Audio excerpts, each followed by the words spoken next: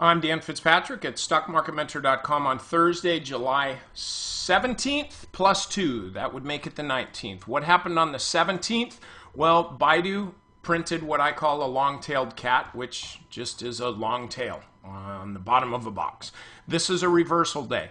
I was talking yesterday about, or maybe I guess even the day before that, about how this type of long tail, particularly when it's on high volume, got to have high volume, signifies an intraday reversal, a key development, and that is that the selling pressure at some magical moment in time during the day gave way to buying pressure, and that selling pressure was a culmination, that give up was a culmination of a big move lower. It wasn't just a one-day wonder here. So that's what we saw on Tuesday.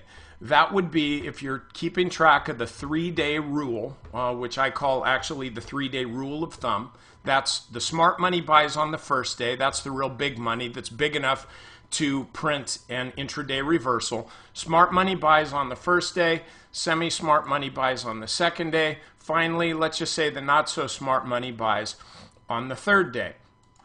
Now, it's not a rule like you have to sell on the third day, but it is a rule of thumb. It's something that will just help you keep on the right side of the move. It'll help keep you on the right side of the trade because you'll kind of get a better sense of the ebb and flow of the stock. Now, just a couple days ago, the low was 99 bucks. Now it's 110, so it's moved 10% from bottom to top in less than 3 trading days. That's a move that's going to prompt some kind of profit taking. You're going to get some folks that are going to be selling that stock.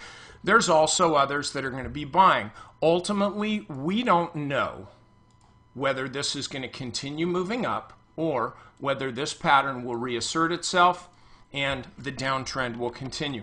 We just don't know that. And so what do? Well, if you took profits, that's great. It's not a bad thing to do. But another way to stay long as possible, pardon the pun, is keep track of the intraday lows. I mention this on a pretty regular basis because you know what?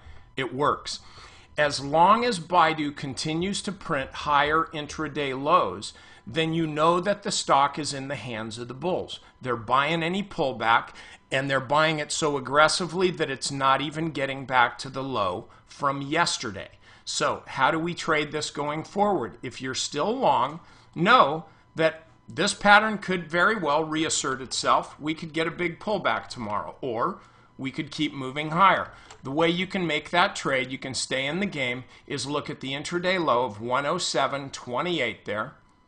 You keep a stop just a little bit below that level and stay long. Now, that's going to be a little problematic if you bought here on the day that the semi-smart money or the not-so-smart money bought, because you don't have any profits.